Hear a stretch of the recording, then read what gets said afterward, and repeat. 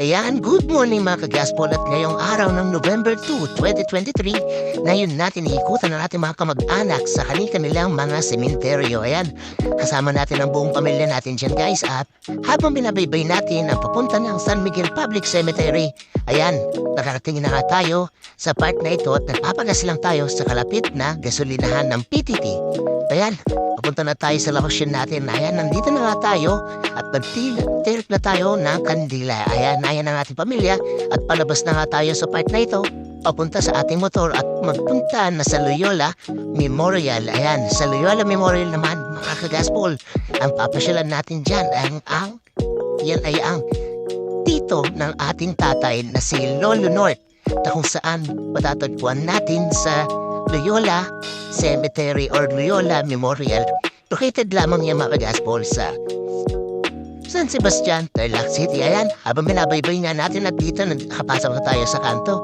Talagang time-lapse ginamit natin para mabilis. Ayan, at eto nandito na nga tayo, sinisindihan na ng ating tatay ng kandila ang mga puntod. Ayan, at syempre lilipat din naman tayo sa ating kamag-anak or kapatid ng ating tatay doon sa San Vicente Public Cemetery. Ayan, na kung saan ang tinatawag nilang Romano o Civil. Ayan, nasa traffic light na tayo dito. Itong bypass na daanan natin ng Capital N na pang Malakas sa Iduman. At nandito na nga tayo at nakarating na rin tayo sa San Vicente Public Cemetery. Ayan, nangangabulol pa na tayo mga kagaspol. Nakaka-mix na tayo rito. At ayan, nandito na rin tayo sa Public Cemetery. Ayan, at sisindi natin ng ating tatay. At syempre, may picture din tayong buong pamilya dyan. At pinakahuli, on the way naman tayo ngayon sa Garden of Ascension kung saan matatagpuan natin si Lolo Mariano Arceo at si Lola Josefina Arceo. Ayan, matatagpuan niyo sa Garden of Ascension na kung saan nag-visit na rin ako kahapon dyan. Pero syempre, dahil buo ang pamilya natin ngayon at day off natin, buo tayong papasyal sa puntod ni Lolo Mariano at Lolo si Josefina. Ayan, at dito sa part nito, malapit na tayo at makakapasok na nga tayo dyan. At ngayong araw ng November 2, wala masyadong tao dahil maaga tayo nag-ikot mga kagaspol. Ayan, nandito na nga tayo.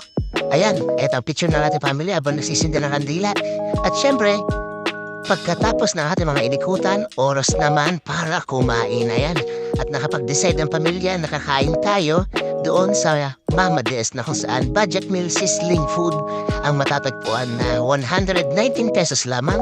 Makakakain ka na ng sizzling quarter leg chicken. Ayan, at kung gusto mo naman mag-only, mag-add ka lang ng 25 pesos only Java rice na rin. Ayan, edinway na tayo at malapit na tayo sa Mama Des.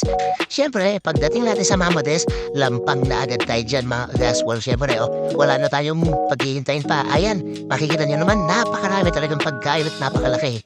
At eto nga, nabudil pa tayo kanina. Ayan, heading way naman tayo mga kagaspool ngayon. Pauwi na ng bahay, kasama natin ang ating kapatid. At syempre, dahil ngayon tayo nakapag-day off sa ating long weekend, ang gagawin naman natin dyan pagdating ng bahay, matutulog na tayo mga kagaspool. At ayan, heading way na nga tayo at malapit na tayo sa ating tahanan. At hanggang dito na lang mga kagaspol at lagi lang tayo mag-iingat. Stay tuned at sa mga gusto pa ng ating mga updated videos, lagi lang tayo mag-like and follow sa ating page or sa ating account para every upload natin is mapanood ninyo lagi. Ayan, bye-bye mga kagaspol. See you!